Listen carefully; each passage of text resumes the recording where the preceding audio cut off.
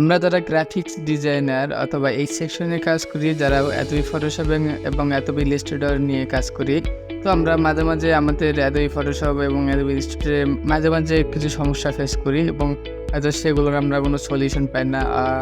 তো আমাদের আজকের ভিডিওতে আমরা দেখবো যে অ্যাডোবি ইলাস্ট্রেটর কীভাবে আমরা রিসেট করতে পারি, যে আমার যে স্ক্রিনে সবগুলো এলোমেলো নিয়ে আছে এবং আমাদের ক্যানভাসের যে পুরো সিটিংটা এটা পুরোটাই যে নষ্ট হয়ে গেছে। সো আমরা এইটারে কি করতে পারি, রিসেট করতে পারি। হয়তো এইটা অনেকের কাছে আজগুবি লাগবে যে ভাই আমরা জানি যে ফোন রিসেট করা যায়, আবার এইভাবে কম্পিউটার রিসেট করা যায়, কিন্তু কোনো সফটওয়্যার যে রিসেট করতে এটা তো জানতাম না।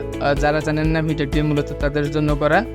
এতই ফটোশপ অথবা অ্যাডোবি ইলাস্ট্রেটর এতই যে অ্যাপসগুলো আছে বা যে সফটওয়্যারগুলো আছে সবগুলোর প্রসেস একই। আপনি একটা করতে পারলে অ্যাডোবির যে কোনো সফটওয়্যার আপনি রিসেট করতে পারবেন। ঠিক আছে, তাহলে আমরা দেখে আসি খুব সহজে অ্যাডোবি ইলাস্ট্রেটর আমরা কীভাবে রিসেট করতে পারি। অ্যাডোবি ইলাস্ট্রেটর রিসেট করার জন্য আমরা চলে যাব আমাদের এডিট মেনুতে।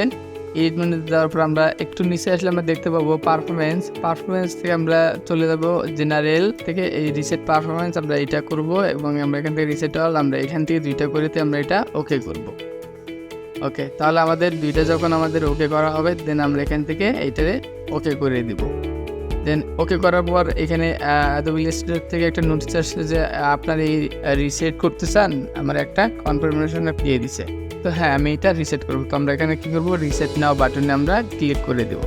রিসেট বাটনে ক্লিক করার পর অ্যাডোবি ইলাস্ট্রেটর অটোমেটিক্যালি কাটে যাবে এবং ওইটা আবার অটোমেটিক্যালি রান হবে। ওকে, এইটা অন হওয়া পর্যন্ত আমরা একটু অপেক্ষা করি। তো এইভাবে আমরা খুব সহজে আমাদের অ্যাডোবি ফটোশপ, অ্যাডোবি ইলাস্ট্রেটর আমরা একই সিটিংয়ে যে আমরা অ্যাডোবি ইলাস্ট্রেটর যেভাবে রিসেট করলাম, আমাদের অ্যাডোবি ফটোশপও আমরা সেম ওয়েতে রিসেট করতে পারি। ওকে, সে পর্যন্ত সবাই ভালো থাকেন, বাই বাই।